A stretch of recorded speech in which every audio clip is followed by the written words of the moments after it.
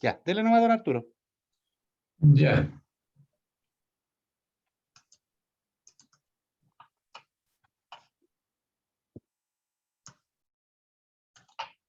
Ya. Ya lo voy a poner en modo presentación.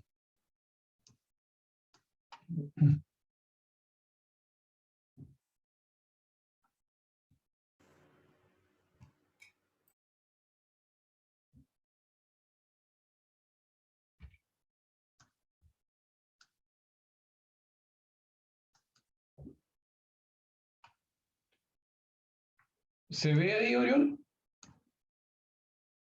¿Me Sí, se ve. escuchas? ¿Se ve? Ya. Bueno, primero un saludo, muy buenas tardes a las alumnas y alumnos que están conectados. Hoy día vamos a ver el tema de las centrales geotérmicas y el concepto de cogeneración. Hay un grupo que está trabajando justamente en este tema y puede ser de interés. Vamos a ver el concepto de energía geotérmica, el concepto general de las centrales geotérmicas, el tipo de central, esto es un punto importante, la cogeneración, que es generar electricidad y calor, algo sobre costos, rendimientos, plazos de construcción, el concepto de entalpía, porque está muy relacionado con los reservorios geotérmicos, y algunas conclusiones. Vamos entonces al concepto de energía geotérmica. Bueno, sabemos que la Tierra es un planeta que todavía no se ha enfriado totalmente y en su núcleo hay un magma, una masa de calor ahí de sobre 4.000 grados Celsius, y en la medida que subimos hacia la superficie, esta temperatura va llegando, va bajando, y en la zona del manto puede estar a 300, 400 o 500 grados Celsius, y finalmente llegamos a la zona de la corteza terrestre, y en esa zona es donde están estos reservorios geotérmicos, que los vamos a ver con más detalle más adelante. Y las temperaturas son más bajas, pueden ser 100 grados, 50 o 250 grados Celsius. Bueno, este es una diapositiva que muestra lo que es un yacimiento, un reservorio geotérmico. Acá abajo tenemos la fuente de calor, que es el magma, que está en el centro de la Tierra, y después entre dos capas de roca impermeable se puede acumular agua. Esa agua se calienta, producto justamente del calor del magma, y esta agua caliente genera vapor o una mezcla de vapor y agua, y sale entonces a la superficie a través de estos pozos, y en algunas partes de forma natural cuando hay geyser y hay, ¿cómo se llama?, aguas termales. Un esquema simplificado ahora de una central geotérmica es lo que se muestra acá. Siempre vamos a encontrar que existe un pozo de producción, que es este rojo, que es el que lleva justamente el fluido geotérmico hacia la central, y un pozo de inyección donde devolvemos el agua hacia el reservorio con el propósito de no secarlo y mantenerlo entonces activo en el tiempo. En estos pozos de producción, ya dije, podemos tener agua caliente, podemos tener vapor o una mezcla de ambos. Ahora esta es una diapositiva un poquito más completa, donde vemos nuevamente el pozo de producción, donde lleva el fluido geotérmico a estos equipos que están acá, que yo los he llamado equipos geotérmicos para obtener vapor, todo esto que está acá. Esto es materia, digamos, de los especialistas mecánicos y de otra especialidad. Y en este otro lado tenemos la central, tenemos el turbogenerador, transformador, la línea, ¿no es cierto?, transmisión. Aquí están todos los equipos eléctricos, y la responsabilidad nuestra entonces en estos proyectos recae principalmente en esta zona, porque estas centrales, esta parte de la central a vapor es prácticamente igual a una central convencional. Así que es cosa de aplicar esa misma ingeniería.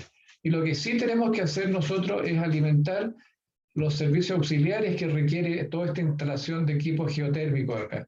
porque aquí hay bombas, hay calefactores, en fin, hay una serie de equipos que requieren energía eléctrica y es así que tenemos que de alguna forma nosotros proyectarla y diseñarla.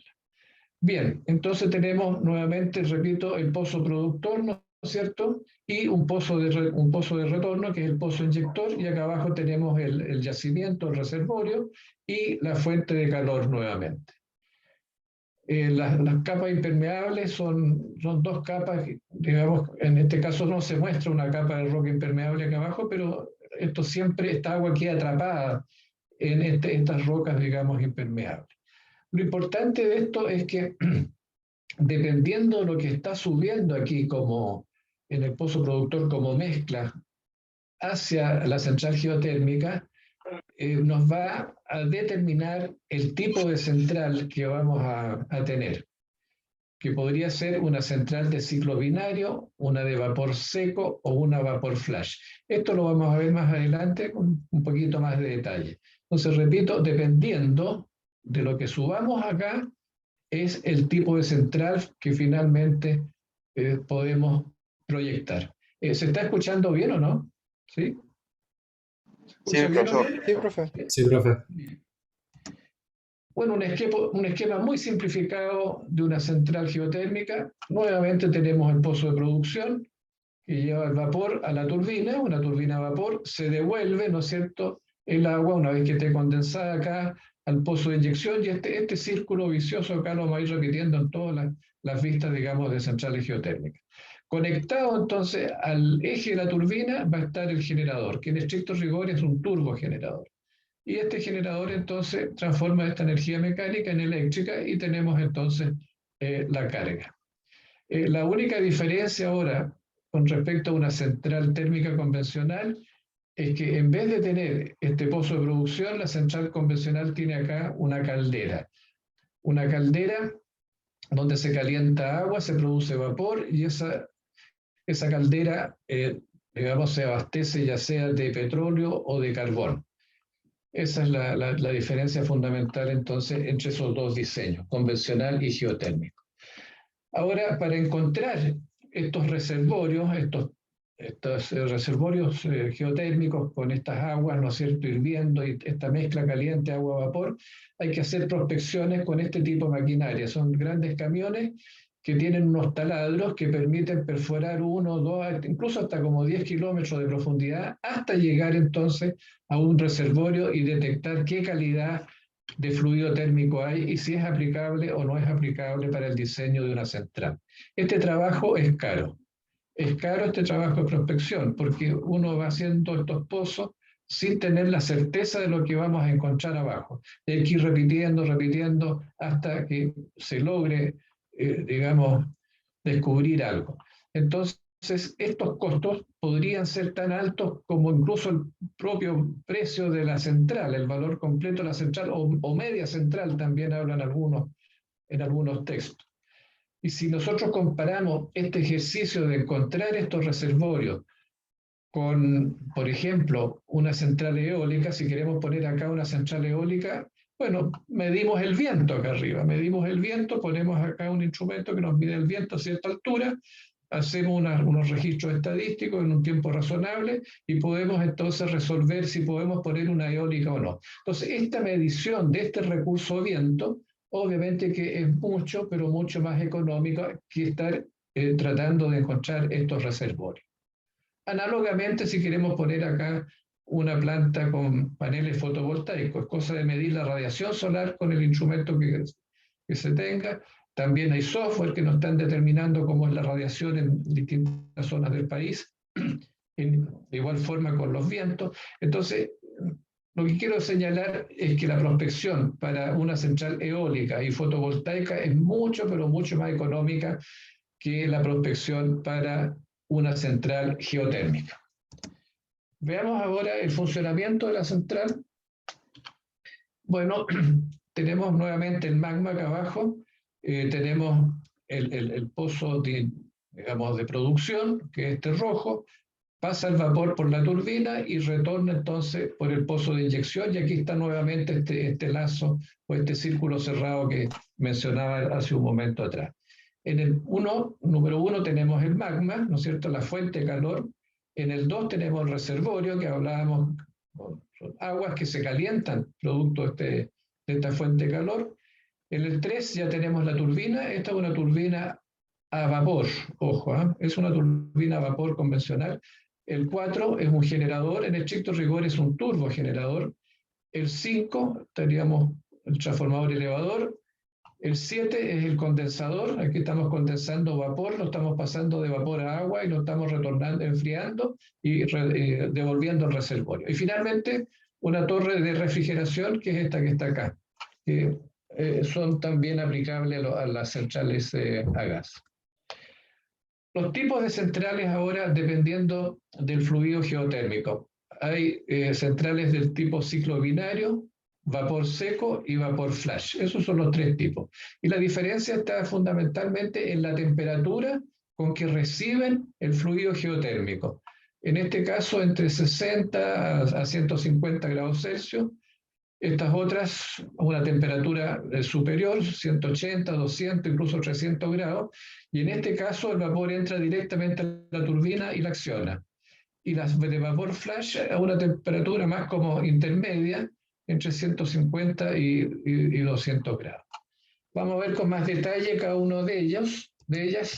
En el caso de las centrales de ciclo binario, el pozo de producción entrega un fluido a una temperatura más o menos baja, que es agua-vapor, y pasa por este intercambiador de calor que está acá. Este es un intercambiador de calor. Una vez que pasa por el intercambiador de calor, el agua se vuelve a inyectar al reservorio. Y por este segundo circuito secundario fluye un fluido que es isobuteno. El isobuteno tiene la propiedad de que su punto de ebullición es mucho más bajo que la del agua. Así es que si el agua ebulle a 100 grados, este puede estar con un punto de ebullición del orden de los 70 grados o 75 grados. Se transforma en vapor, por lo tanto, el agua, y acciona la turbina y acciona el generador. Veamos el otro tipo, el de vapor seco. Bueno, en este caso, el pozo de producción entrega un vapor a 150 grados Celsius, un poquito más, directamente a la turbina. La turbina mueve el generador y el generador entrega su energía a la red. Y una vez que pasa por la turbina, se condensa y el agua entonces vuelve al pozo de inyección. Y aquí está nuevamente este ciclo que yo les hablaba, en un ciclo cerrado, podríamos decir, de retorno hacia el pozo de inyección. Estas válvulas que se ven acá no son muy simples, son válvulas bastante complejas, tienen bastante ingeniería y tienen más o menos todo este equipamiento que se muestra en esta foto menor acá abajo. Las de tipo flash, en este caso, el pozo de producción entrega su fluido térmico a través de estas válvulas a un separador, a una cámara flash. ¿Qué es lo que pasa? Que en esta cámara flash, que es una cámara de baja presión, se separa el vapor del agua. El vapor, por supuesto, se va a la turbina, condensa y retorna el agua al pozo de inyección. Y el condensador también retorna, una vez que está condensado, retorna el agua hacia el pozo de inyección. Y esa cámara flash o separador es un poco lo que se muestra acá, en que entra el fluido geotérmico a una cierta temperatura y acá en el interior hay una zona de baja presión. Esta zona de baja presión hace que el vapor se vaya por una tubería y el agua se vaya por otra. Esta agua que está acá es la que retorna al pozo y este vapor rojo es el que entra acá a la turbina. Y esto entonces ocurre, este cambio acá, digamos, de este fluido cambia porque justamente disminuye la presión en esta cámara. Al disminuir esa presión, parte del agua se vaporiza y se utiliza para accionar la turbina a vapor. Bien. Pequeñas turbinas ahora a vapor para centrales geotérmicas menores, que es el proyecto que está desarrollando un grupo en el curso. Bueno, pero aquí es una división, ¿no es cierto?, entre turbinas de gran potencia y turbinas de pequeña potencia, un poco para tener una imagen, una foto, ¿no es cierto?, de la diferencia entre ellas. Bueno, en una de gran potencia el vapor entra a alta presión y pasa primero por una primera etapa que se llama etapa de alta presión o turbina de alta presión.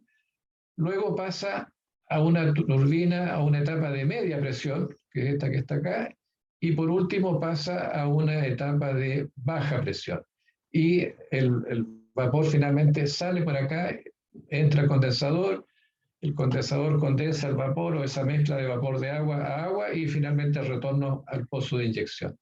En el caso de máquinas pequeñas, ejemplo 200 kilowatts, tenemos solamente la turbina, entra el vapor, ¿no es cierto?, hacia la turbina, con esta válvula que regula la entrada de vapor, y el vapor, una vez que está turbinado, sale por la parte inferior hacia el condensador.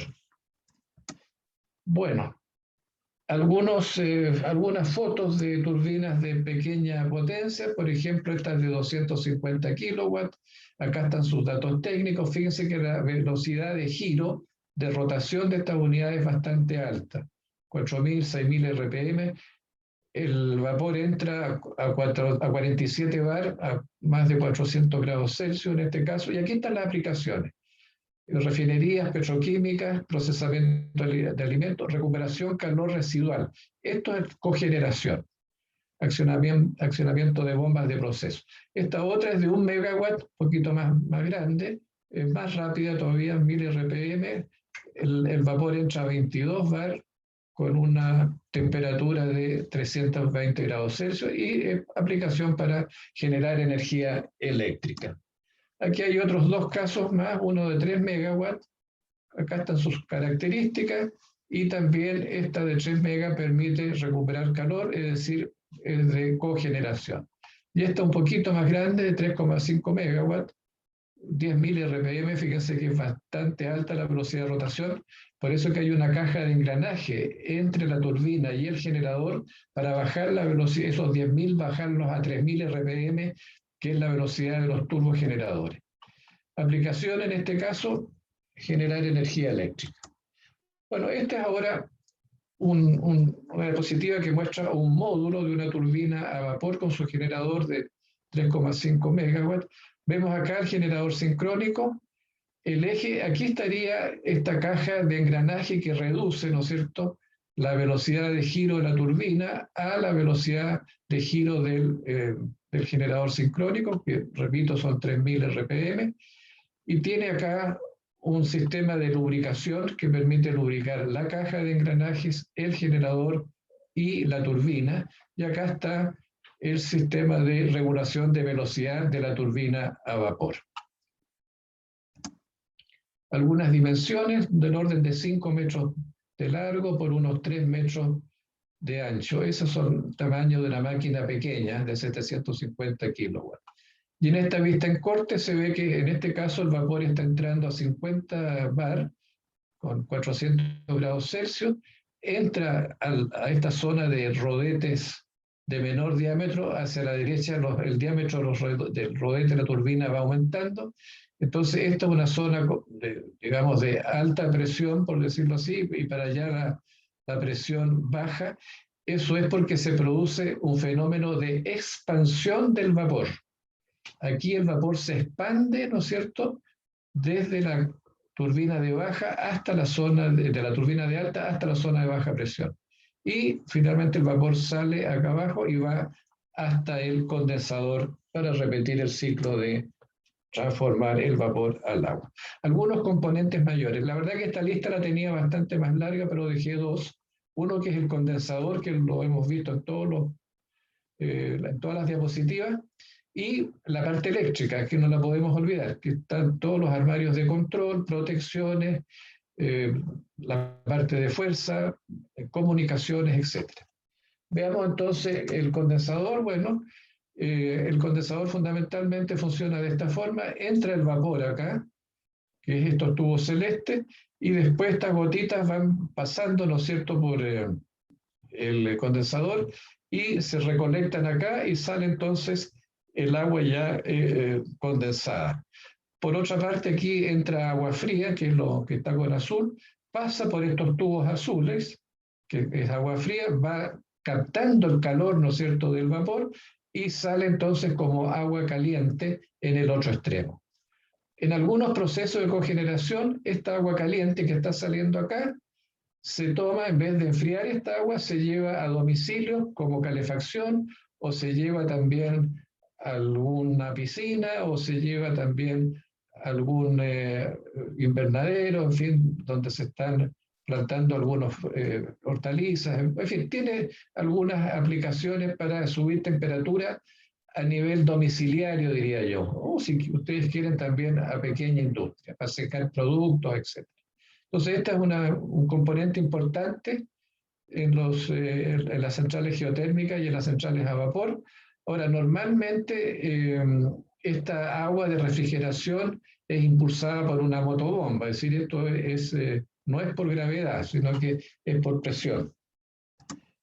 Aquí está un sistema de control de una geotérmica, donde vemos los paneles de instrumentos, vemos la parte acá de regulación de voltaje, hay también un sistema de excitación, que son estas celdas que están en el extremo. Bueno, todo esto ya es responsabilidad nuestra como ingenieros civiles eléctricos.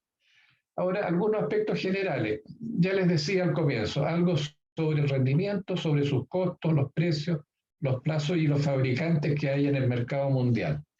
La eficiencia es baja. Fíjense que el promedio está entre 7 a 23%. Las de ciclo binario están entre 10 y 13, o están más o menos en el rango promedio, pero es bajo, no tienen rendimientos altos. Lo que sí tienen alto es el factor de planta, puede llegar perfectamente bien a 96% sin ningún problema. Eso porque el fluido térmico, geotérmico está las 24 horas del día y todos los 12 meses del año subiendo con la misma presión y con la misma temperatura. Entonces, por eso que podemos tener la planta funcionando prácticamente todo el año, excepto las detenciones para mantenimiento. Ahora, con respecto a los costos de inversión, una flecha roja aquí indiqué la geotérmica, sobre $4.000 por kilowatt, dice que es una de las más caras.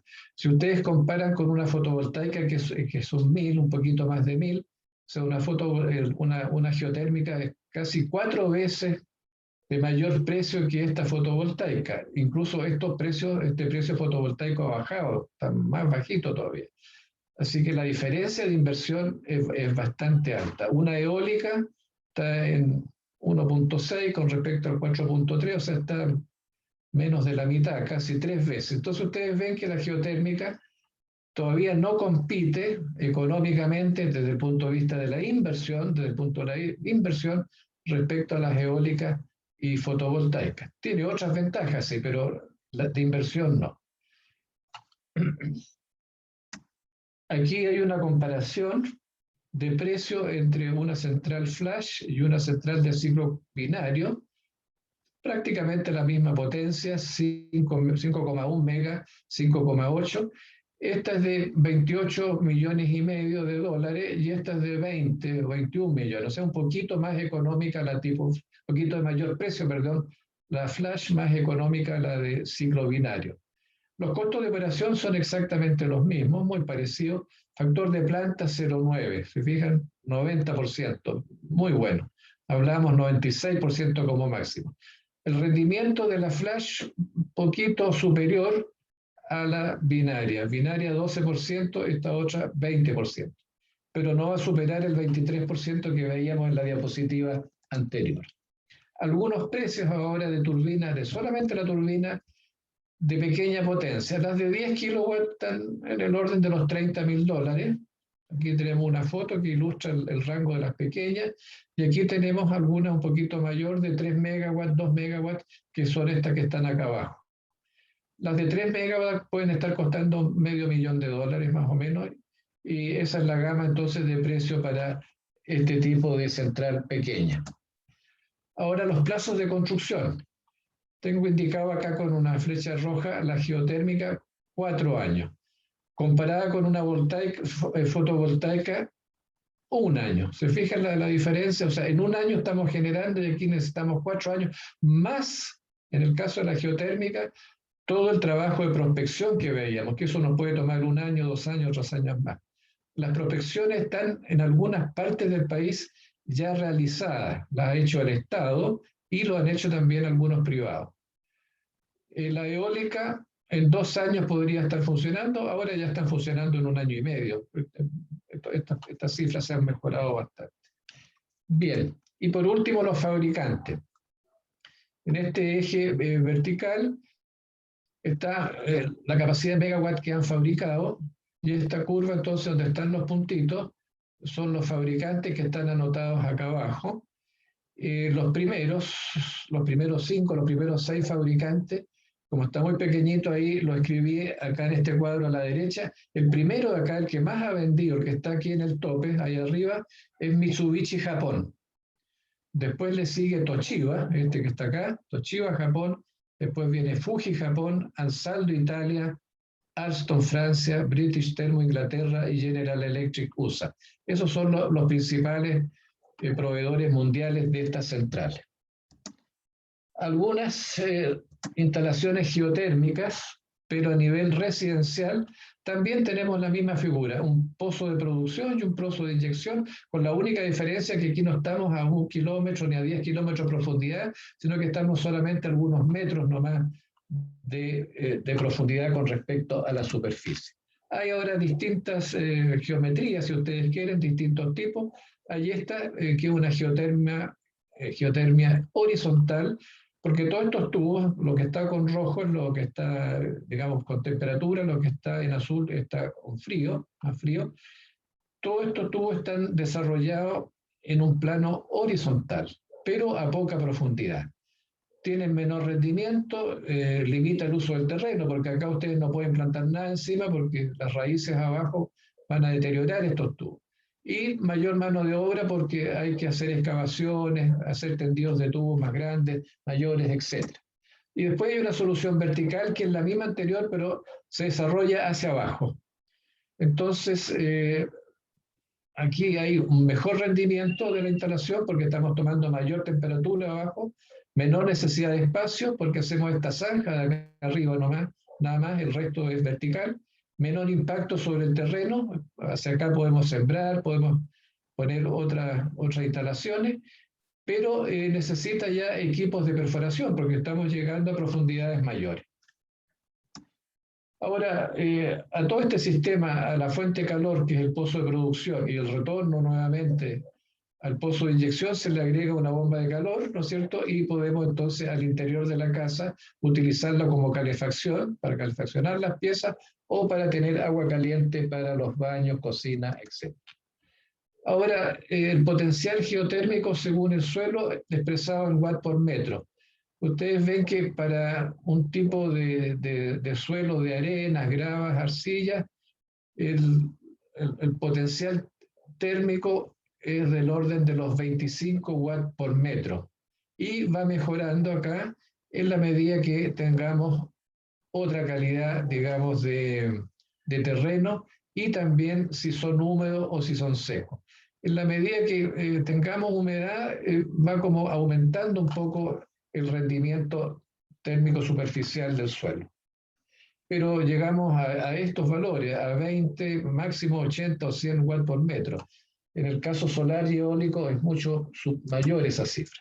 Un poquito sobre el concepto de entalpía. El concepto de entalpía ustedes seguramente lo vieron en sus cursos de termodinámica, pero es solamente para relacionar este concepto primero con los yacimientos, los reservorios geotérmicos y después con una turbina de vapor. Son 2 o 3 diapositivas muy cortitos para relacionar este concepto. Bueno, ¿qué es lo que es la entalpía? ¿No es cierto? Hay que recordar que es la cantidad de calor que un sistema termodinámico libera o absorbe del entorno cuando está a una presión constante, ojo, está a presión constante y realiza un cambio de estado.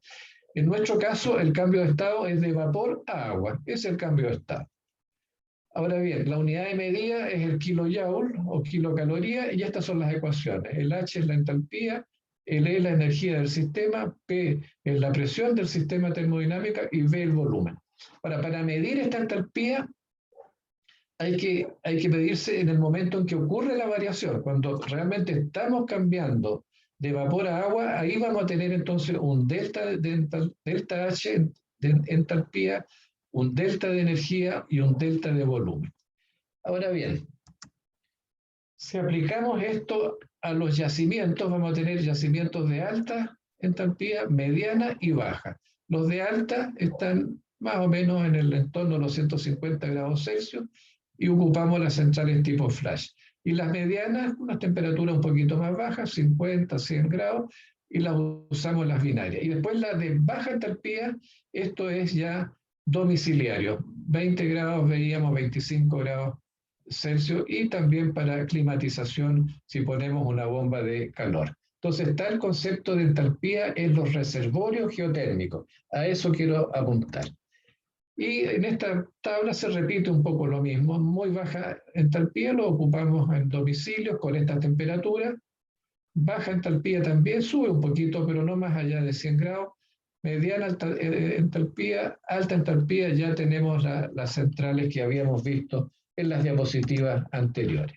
Ahora, esto aplicado a la turbina a vapor, que sería una entalpía de vaporización en este caso. Esta entalpía da cuenta del trabajo mecánico producido por la turbina durante el proceso de cambio de un estado de vapor a líquido. Entonces, entra vapor a la turbina y sale agua. Por lo tanto, la entalpía, este fenómeno de entalpía, se produce al interior, en el rodete de la turbina, y es el producto entonces de la presión por el volumen de vapor que estamos generando en el proceso. Y la turbina está conectada directamente a un generador para producir, un turbogenerador para producir electricidad. Entonces, el funcionamiento de la turbina de vapor es un poco lo que dije en la diapositiva anterior. Es un motor térmico movido por vapor, ¿no es cierto?, y produce energía mecánica. Entonces, entra el vapor por acá y se expande el vapor en el interior, hay un proceso de expansión del vapor y baja finalmente el vapor, la mezcla de vapor y agua hacia el condensador. En este caso entra a 150 bar, casi 500 grados Celsius, y sale a un bar, casi a presión atmosférica, un poquito más, y a 50 grados. Entonces ahí se produjo el fenómeno esto de la entalpía. Y pasa entonces el vapor a través de los álabes de la turbina, a través de estos álabes fijos, y se produce el movimiento rotatorio entonces del rotor, que está aquí acoplado, el eje de este rotor está acoplado al turbogenerador. Es un proceso exotérmico. Bien, veamos ahora el concepto de cogeneración. Es producir calor y electricidad. En el caso de la geotermia, podemos utilizar, ¿no es cierto?, el calor, ya lo dije, en invernaderos, aserraderos, calefacción, secado de frutos, proceso de fabricación de celulosa, en domicilios también. Ahora bien, ¿cómo es ahora este ciclo? Nuevamente tenemos un pozo de producción con rojo, que es la energía geotérmica, y pasa por la turbina a vapor, pasa por el condensador y vuelve al pozo de producción. Siempre está, repito, este círculo acá vicioso funcionando. Entonces, en esta línea donde está la turbina a vapor, tenemos conectado el generador y el generador produce electricidad y nos vamos a consumos eléctricos. Aquí podemos tener un 34% de eficiencia. Y desde el condensador podemos sacar agua caliente, que era lo que les mostraba yo cuando vimos la diapositiva del condensador, y llevarlo entonces a consumos térmicos domiciliarios y sacar un rendimiento de un 53%. Que es una diferencia de pérdidas que las vamos a ver acá. Aquí voy a repetir, esto es la central térmica convencional. El 100% de la energía primaria que ingresa a la central, el 60 o el 70% se pierde. Y solamente el 30 o el 40% se utiliza en generación. O sea, ustedes ven que el rendimiento de las centrales térmicas convencionales está entre un 30 y un 40%, 30, 35, 37, 38% las mejores, pero se está perdiendo prácticamente el 70% de lo que nosotros estamos ingresando como combustible. En este otro caso, la energía geotérmica, esto que está en azul, tenemos una parte que la vamos a usar en electricidad, que es este 34%, otra parte que la vamos a usar en calor, que son este 53%, y un 13% de pérdidas de la instalación.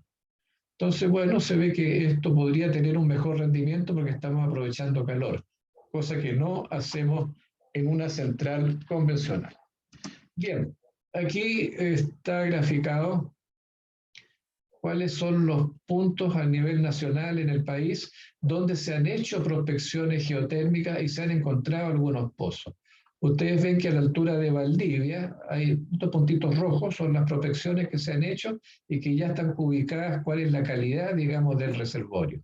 También a la altura de Los Ángeles hay otros puntitos y ustedes ven que hacia el norte se ve bastante poco, salvo por acá arriba en la región de Tarapacá, pero en la zona central, digamos, hacia el norte de Santiago, por decirlo así, hasta Antofagasta y pasado Antofagasta prácticamente no encontramos nada.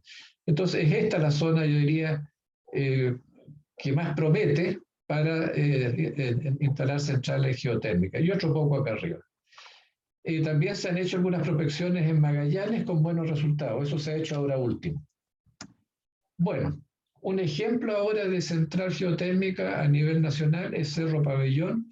No es menor, son 100 megawatts los instalados, un buen factor de planta, 81, son dos máquinas de 30, más una de 40 que hace los 100, y esto está en el norte, geotérmica del norte, justamente ahí en la región de Antofagasta, con una energía de 340 gigawatt hora anual. Algunas conclusiones, entonces. Bueno, la primera es que el proyecto eléctrico de una central geotérmica es similar al proyecto eléctrico de una central térmica a vapor en lo que a la unidad de generación se refiere, porque los servicios auxiliares de la geotérmica son distintos a los servicios auxiliares de una térmica convencional. Pero desde el punto de vista eléctrico, nuestra responsabilidad está centrado en este tema de acá. Los servicios auxiliares son más complejos, eso ya lo dije ya. Y más complejos que una convencional y mucho más complejos que las de una central de pasada hidroeléctrica. Es decir, si estamos hablando de un PMGD, bueno, el PMGD prácticamente tiene un 1, un 2% de servicios auxiliares y este otro puede llegar a un 10, un 15, un 20%. Es radicalmente distinto. Costos de inversión bastante altos, ya lo vimos, 3, 4 veces comparado con las fotovoltaicas y las eólicas. Por esa razón que estas geotérmicas han ido quedando en el tiempo un poquito rezagadas, no han proliferado en la forma que lo ha hecho ahora en estos últimos años las fotovoltaicas con paneles. Los costos de prospección muy altos. Medir, digamos, dónde está el reservorio y hacer estadísticas de viento, caudales y radiación solar son precios muy distintos. Esto es bastante más bajo que esto otro. Y por último, poco desarrollo todavía a nivel país comparado con estas otras energías renovables. Bien, no sé si hay alguna consulta, alguna aclaración. Ofrezco la palabra. Yo tengo una duda, profe, del Sí, proyecto que habló recién en Antofagasta, creo. sí, ¿Por qué lo hicieron si es tan caro? Como perdón. antiguo. ¿Cómo desarrollaron ese proyecto si es tan caro? O sea, mi duda es como si es que existen empresas que se dediquen a diseñar proyectos geotérmicos y los vendan Sí, sin duda. o no se Es da. decir, si aquí, digamos, esta empresa, ¿no es cierto?, que la propietaria esta geotérmica del norte, Sociedad Anónima, bueno, tiene que haber hecho estudios de factibilidad y de prefactibilidad, haber analizado bien, digamos, el costo de ese proyecto, con una inversión muy alta, pero como el combustible es cero, ya en 10, 12 o 15 años prácticamente está amortizada la instalación, si es que no ha tenido falla. Y por eso entonces, bueno, se arriesgan e invierten, pero Ah, está siempre como eso, o sea, hay que tener el billete inicial, por decirlo así, y después lo va recuperando con un factor de planta bastante bueno. Fíjense que un 81% de ninguna central fotovoltaica ni eólica lo va a tener, ninguna, imposible. Incluso las hidráulicas también están más bajos que esto. Y si este factor de planta es alto, significa que hay buen billete, está entrando buen billete cada año. Ese es un poco el estudio que hacen, ¿no? ¿Queda claro? ¿Sí? sí. Muchas gracias, muy buena la pregunta. No sé si habrá otra consulta. Perdón, ahí habría. Parece que no hay más consultas, Oriol. Por lo menos no hay nadie que esté indicando algo. No, ya, entonces voy a dejar de compartir para que puedas exponer. ¿Ah? Ok. Voy a dejar de compartir. Ahora sí. Bueno, buenas tardes a todos. Vamos a hablar de servicios auxiliares ahora. ¿Ya? Bueno, este es un librito que encontré, se los voy a subir a un curso. Este es un libro de diseño de servicios auxiliares del ingeniero Rodolfo Fail. Era un integrante de Endesa. Se los voy a subir a un curso porque como guía les va a servir. Y vamos a hablar ya de la presentación propiamente tal de servicios auxiliares. ¿Qué es lo que son los servicios auxiliares? Son todos aquellos servicios, todos aquellos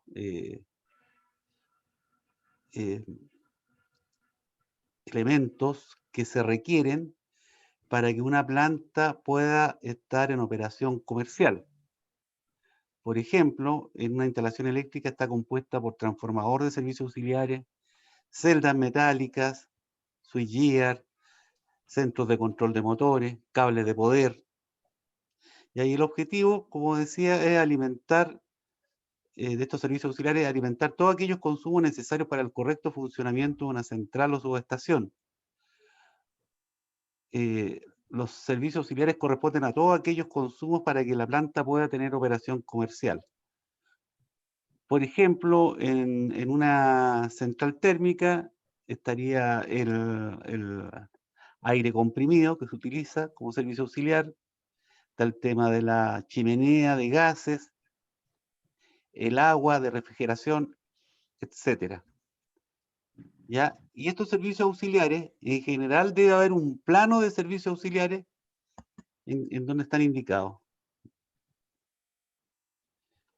Por ejemplo, aquí hay un esquema de servicios auxiliares. Como decía, los servicios son aquellos necesarios para que la planta pueda estar en operación comercial. Aquí tiene un esquema de corriente alterna en que hay una barra, esta barra que está acá, que le llaman barra segura. ¿Por qué? Porque está alimentada o desde la red, desde acá o desde allá, y si falla la red, tiene este grupo de emergencia. De acuerdo al tipo de voltaje, se pueden clasificar los servicios auxiliares. Tenemos de media tensión, 6,6 a 13,8 kV, o de baja tensión, 380, 230. Incluso en instrumentación se ocupan bastante los 120 volts de corriente alterna. Bueno, aquí decía corriente alterna, más de tensión o baja tensión. Corriente continua, hay 48 volts, 125 o 120 volts a 220 volts de corriente continua. Vamos a ver por qué la corriente continua es interesante. Recuerden que si hay un corte de energía en la corriente alterna, hay un tiempo en que desaparece la energía y vuelve, o sea, va a haber un pulso. En cambio, la corriente continua, cuando hay corriente continua, normalmente hay baterías y el servicio auxiliar se alimenta desde las baterías, las que a su vez están alimentadas por un cargador de baterías de corriente alterna. Entonces, si hay un corte de energía, el consumo no se da cuenta. Incluso si hay un grupo electrógeno para alimentar la corriente continua, también es posible. O sea, las baterías van a perder la alimentación desde la red, pero el cargador de baterías se va a seguir alimentando desde el grupo generador. No importa que haya un lapso de 2 o 3 minutos que se pierda la energía. Bueno, también hay servicios auxiliares interiores, están para las celdas de servicios auxiliares, los tableros, transformador tipo seco, y exteriores, transformador en aceite, celdas tipo intemperie. Algunos ejemplos de consumo en central hidroeléctrica. Tenemos el alumbrado, el normal y de emergencia, bombas de refrigeración, bombas de lubricación, los cargadores de batería, las UPS, inversores, todo lo que es el sistema de control. Tenemos protecciones, bombas de drenaje, sistemas de ventilación, sistemas de combate de incendios, accionamiento de equipos de maniobra, aire comprimido, obras de bocatoma, reservas. Los consumos también se pueden clasificar en imprescindibles y prescindibles. Los consumos imprescindibles son todos aquellos consumos que son muy importantes para el correcto funcionamiento de la instalación. La pérdida de estos consumos puede producir la desconexión total de la central o subestación, lo que no es deseado. Por ejemplo, los interruptores de poder, el sistema de control, el sistema de comunicaciones. Los consumos prescindibles son todos aquellos consumos que pueden ser desconectados durante un periodo de tiempo razonable y que no producen mal funcionamiento de la instalación. Por ejemplo, un desconectador, el alumbrado eventualmente. Y bueno, aquí hay una metodología y hay un ejemplo que vamos a ver al final del cálculo de potencia de servicios auxiliares. Bueno, hay que calcular los consumos de acuerdo al plano unilineal de servicios auxiliares. Hay que considerar los factores de diversidad y toda la simultaneidad de esos consumos, ¿ya? Y hay un cuadro de cargas y esto permite, al ver la potencia conectada, poder determinar la potencia nominal del transformador de servicios auxiliares. Bueno, aquí hay algunas definiciones del plano unilineal. La barra segura, como vimos, es aquella barra de 380 a 230 que tiene al menos 2 o más alimentadores de llegada, que constituye apoyos para no perder la tensión en la barra. Transferencia de alimentadores puede ser desde la red a un grupo generador, por ejemplo. Circuito de transferencia automática. Entre las alimentaciones de apoyo existe un circuito de transferencia automática. En caso de pérdida de alimentación de circuito de entrada 1, se transfiere la alimentación de la barra al circuito de entrada 2 o 3, según corresponda. Normalmente ustedes tienen que haber escuchado hablar de la barra o el sistema de transferencia automática de un grupo generador, que es un tablero por donde llega la red por un lado y por el otro lado llega los circuitos del generador de emergencia. Ese tablero está censando, normalmente está alimentado por la red y está censando que haya energía. Si no hay energía, el dispositivo de control hace que haya una transferencia, hace partir primero el generador y haya una transferencia hacia el generador y toma automáticamente la energía. Ya, bueno, aquí está indicado apoyo a la barra segura en caso de pérdida total de tensión a través de un grupo de emergencia o respaldo. También existe el sistema de corriente continua, en que yo tengo un cargador de baterías, un banco de baterías.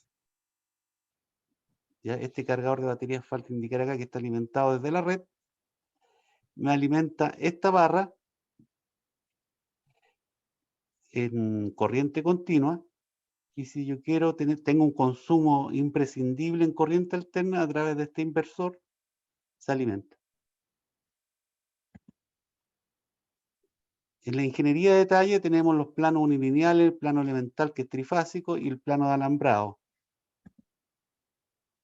Y aquí tenemos algunos ejemplos para la subestación Chaca que queda en el norte, del respaldo de los servicios auxiliares, o los servicios auxiliares, mejor dicho, el diagrama unilineal.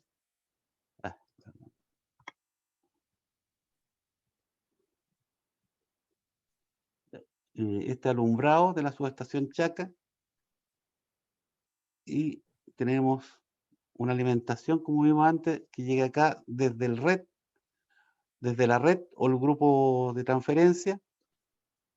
Llegan las tres fases, 380, y los circuitos auxiliares, de servicios auxiliares que está alimentando acá, son de calefacción, sistema de detección de incendio, rectificador y banco cargador de baterías, consumo requerido por la planta fotovoltaica, alimentación, indicador temperatura, y todos estos son los servicios auxiliares en corriente alterna para la subestación Chaca.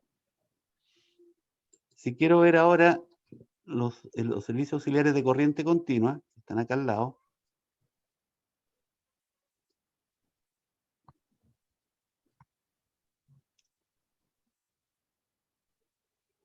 Ya también habla de alumbrado, pero es el respaldo de corriente continua, en que aquí viene directamente la alimentación desde el cargador banco batería, viene ya en corriente continua, llega a esta barra de corriente continua que tiene un polo, es decir, son dos conductores, perdón, tiene positivo y negativo. Tenemos alimentación a los motores de las celdas de la subestación. Todos estos son motores, pueden ser, como vimos, de interruptores, desconectadores,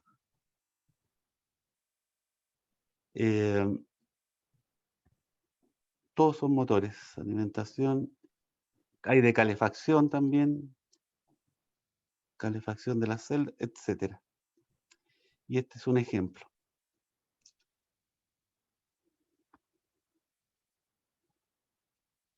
Bueno, en la sala de control o sala del edificio propiamente tal, hay una parte que se llama la sala de servicios auxiliares, en donde tenemos los distintos armarios, tenemos los cargadores de baterías y la sala de batería, que en este caso está separada de esta sala de servicios auxiliares propiamente tal.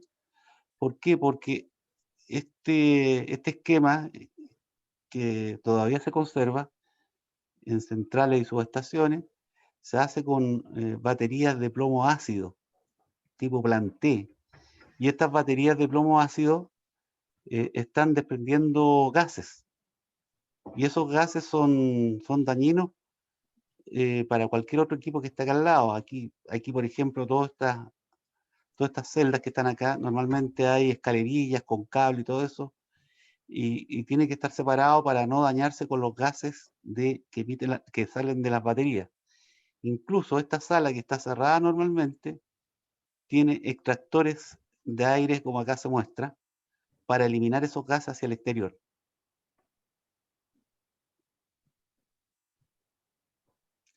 Bueno, y aquí hay algunas fotos de algunos equipos que ustedes ya han visto. Un transformador tipo pad mounted, transformador tipo seco, transformador tipo aéreo. Y esto es una subestación, parece que no lo distingo bien, una subestación unitaria, pero es donde está el transformador. También hay celdas metálicas, switchgear.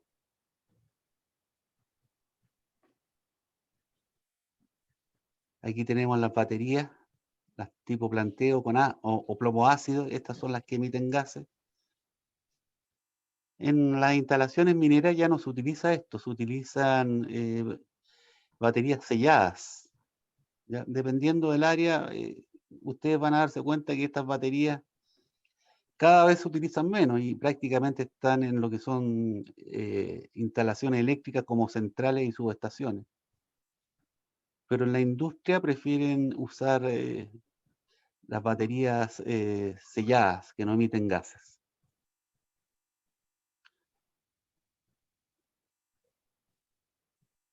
Bueno, aquí está la ubicación de las baterías estacionarias, en que esto depende cómo sea la sala, el tema de los pasillos, y que puedan hacerle mantenimiento a las celdas, que las celdas pesan entre 30 a 40 kilos. Entonces, un mantenimiento podría significar que se dañó una celda, hay que retirarla y poner otra. Entonces, para eso tienen que tener el acceso para llegar con eso, y eso hay que contemplarlo cuando se hace este diseño. También tenemos como servicio auxiliario los grupos de emergencia y todo lo que son protecciones en media tensión, los relés que están indicados acá.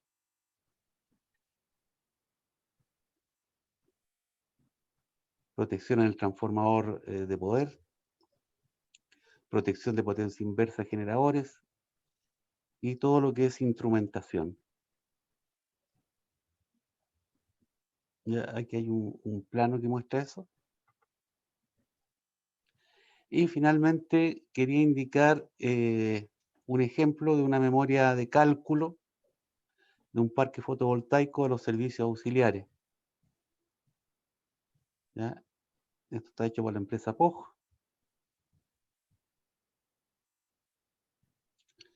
Y se fijan, los documentos de ingeniería son clásicos. ¿Ah? No, más o menos este es el esquema de un documento de ingeniería. Está la introducción de qué se trata el parque fotovoltaico PICA en este caso, los códigos, normas, alternativa de solución. Esta es una subestación seccionadora. ¿Ya? ¿Cómo serían los servicios auxiliares? Son las alternativas en corriente alterna, corriente continua. Y después se habla de los consumos típicos.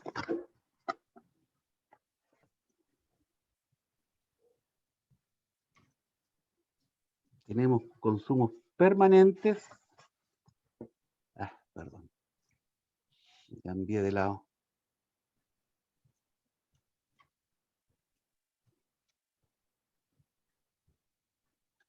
Tenemos los consumos permanentes, ya que están en forma continua o permanente, como equipos de presurización. Claro, el tema de las salas de control hay que estarla controlando, obviamente, tanto en la temperatura y como que esté limpia. Por eso que hay aire acondicionado y presurización. Eventualmente, como vimos, hay sala de batería, hay que poner extractores de aire. El alumbrado interior y exterior. Hay un sistema contra incendio, calefactores, cajas de conexión, equipos de patio. Gabinetes de control, protección y comunicaciones, sala eléctrica, cargadores de batería, enchufes de fuerza, motores, ventiladores, transformadores, motores de accionamiento, interruptores y desconectadores. En el alumbrado de emergencia se utilizan unidades autónomas con cargador y batería incorporada. Esto ocurre en las salas, ojo, no en todas las instalaciones o las plantas industriales, porque estos son un alumbrado que va enchufado, lo tienen que haber visto, son dos foquitos que están en altura, y eso tiene una autonomía X para el alumbrado en caso de que se corte la luz. Pero en el caso del metro, que es otra instalación industrial, toda la luminaria que ustedes ven, fíjense cuando vayan en el metro, que ven en los túneles, ¿ya? Toda esa luminaria está alimentada directamente en corriente continua, a través de un banco de batería y un cargador de baterías. Y es más o menos lógico que ese servicio auxiliar sea de tensión segura, o sea, voltaje seguro, por la corriente continua, debido a que si hay un apagón de luz y el tren se detiene entre medio de dos estaciones, hay que evacuar a la gente, y para evacuar a la gente tiene que haber luz, y esa luz es con corriente continua directamente. Bueno, aquí tenemos algunos consumos: armarios de control, armarios de equipo de comunicaciones, reserva, otros consumos. Tenemos consumos en corriente alterna para consumos momentáneos, como cambiadores de taps, interruptores de conectador, iluminación, gabinetes panel, enchufes, salas de patio, reserva de otros consumos.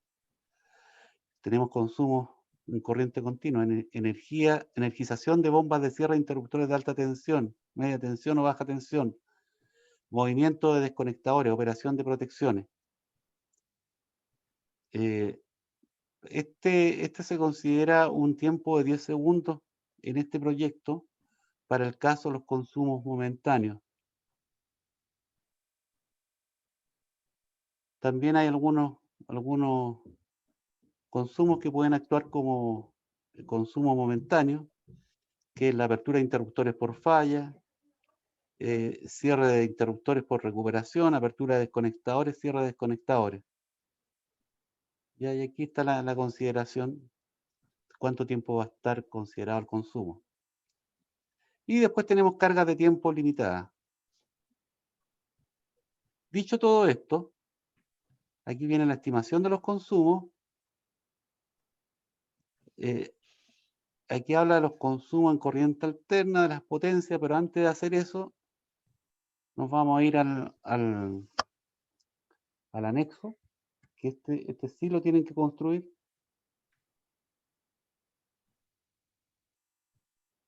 En el anexo aquí están todas las consideraciones. Por ejemplo, tenemos los equipos, cuántos equipos hay, armario de control, etcétera. Todo está puesto acá en detalle. La potencia, potencia acumulada, el factor de potencia, la potencia instalada, factor de utilización, potencia total. Todo esto lo vimos en su oportunidad en una clase de sistema de distribución. ¿Y qué permanente va a ser el KVA? Y aquí están los consumos esenciales.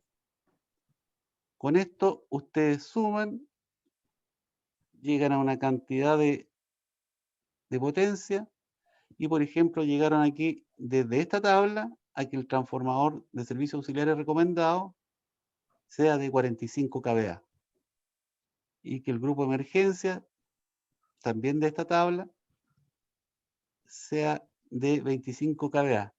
No olvidar que cuando ustedes sacan este valor, hay unos consumos que son a la partida, sobre todo si son motores que no tienen sistema de partida, y si son conexión directa, acuérdense que son 5 a 6 veces la corriente nominal. Hay que tomarlo en cuenta para esta determinación. Con eso,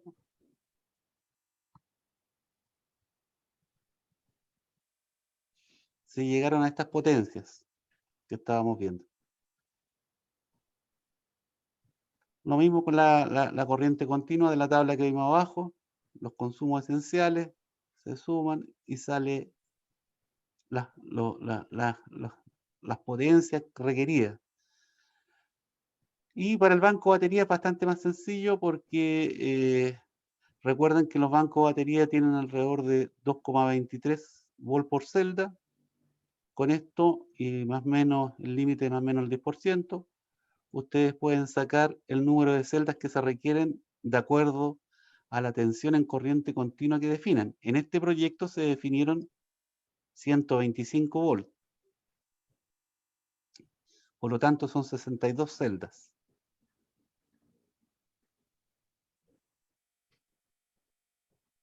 Y bueno, aquí hay una forma de acuerdo al tiempo que estén definidos para el tipo de banco de batería. Este caso es para 3 condiciones, creo que son 2 o 3 horas. Y con esto se hace el análisis. ¿Ok? Aquí hay un ejemplo, como les dije, de una memoria de cálculo. Y yo les voy a subir este librito que habla con más detalle y ustedes lo pueden tener de consulta. El diseño de servicios auxiliares. Es bastante bueno, así que va a estar disponible para ustedes. ¿Hay alguna consulta de la presentación?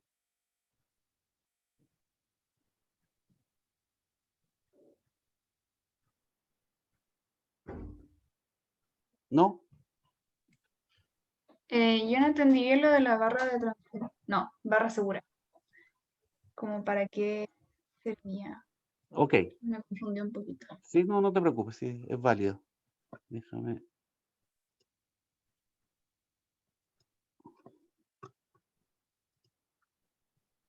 Ya. Aquí está la barra segura en corriente continua. No sé si la mostré en corriente alterna. Creo que sí. Sí. Lo que pasa es que todo consumo que tú conectes a esta barra, aquí hay 4 consumos, todo este consumo tiene garantizado energía que va a provenir de la corriente alterna o de red 1, corriente de red 2 o del grupo de emergencia. Entonces, lo que decía por ahí la definición de la barra segura, que se llama barra segura porque a lo menos va a tener 2 fuentes de alimentación, puede tener 3, 4, las que tú quieras, pero mínimo, siendo 2 fuentes de alimentación, significa si se corta una fuente, si hay un blackout o lo que sea, tú vas a tener alimentación por esta otra o por este otro. En este caso tiene 3 fuentes de alimentación. Por eso es que se llama barra segura. Y después, oye, mi consumo es imprescindible. ¿Dónde lo conecto? ¿A qué tablero? ¿A qué CCM lo conecto? Si es imprescindible, voy a decir, no, lo tengo que conectar a este, porque tiene más de una fuente de alimentación. Por ejemplo, Ujú. un interruptor de poder, que normalmente esos interruptores tienen un resorte para cerrarlo o abrirlo, depende cómo sea. En ese resorte queda alimentada la energía. Pero si se corta la energía, ese resorte se va a descargar porque tuvo que quedar en una posición predefinida el interruptor, pero al estar descargado, al estar estirado el resorte y no comprimido, inmediatamente a través de la barra de tensión segura y el alimentador, hace que el resorte empieza el motorcito para que el resorte se comprima y quede la energía acumulada ahí para operar ese interruptor. Esa es la idea.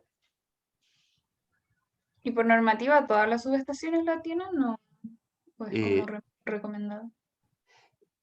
Mira, más que por normativa, por criterio de diseño eléctrico.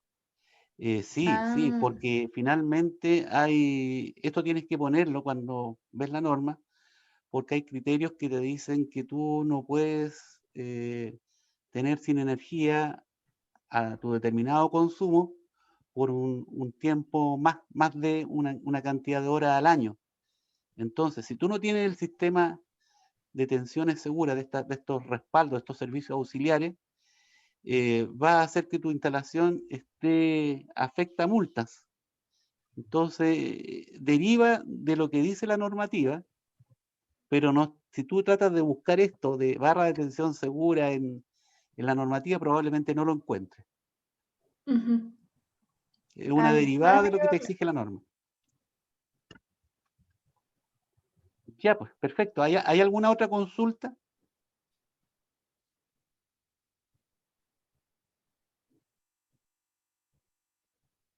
Bien. Yo creo que ahora don Arturo, no habiendo más consultas, vamos a mostrar las notas. Bien, bien, me parece bien. Ya, estoy buscando, sí. Un momentito.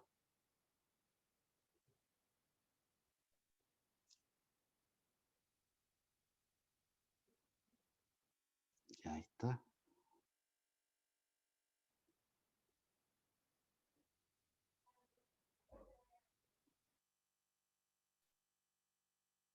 Ya. Ahí están las notas. Déjenme mostrarle como siempre.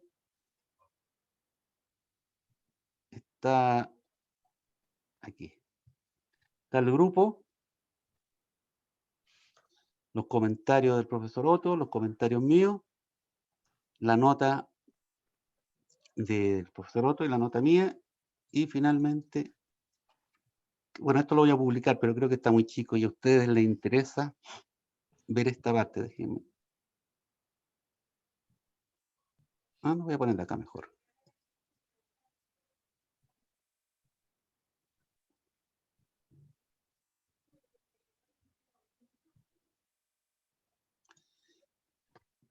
Ya, ¿la alcanzan a ver o está muy chico? Sí se Ya, ve. ahí la grande, ya. Se ve, profe. Perfecto, voy a hacer un paneo. Igual la voy a publicar ahora después de la clase.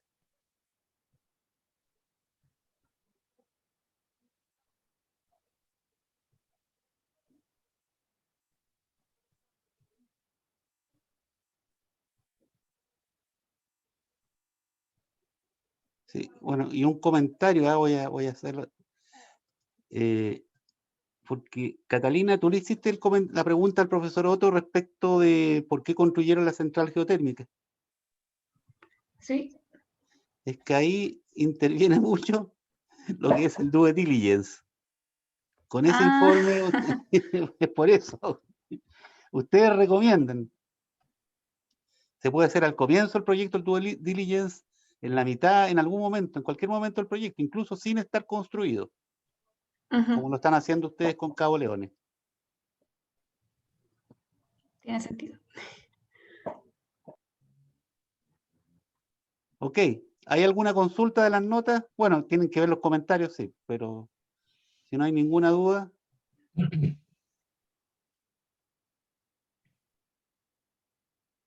Ok, por mi lado estoy listo, don Arturo. No sé si quiere usted comentar algo. No, por mi lado tampoco tengo comentarios, solamente pedirle a los alumnos y alumnas que lean los comentarios que están indicados para cada nota y que esos comentarios los incluyan en su informe final, para que se saquen una buena nota en el informe final también. No tengo Bien. más Sí. comentarios, Orión. Yo lo que tengo que recordar a los estudiantes que ya en 3 sesiones más parece viene ya la entrega del informe. No, en 2 sesiones más. En Porque 2 la sesiones. próxima semana tenemos clase y la subsiguiente es entrega del informe final. Ya, ok. Eso para no perderlo de vista. Sí, estamos encima ya. Así es. Se va el semestre.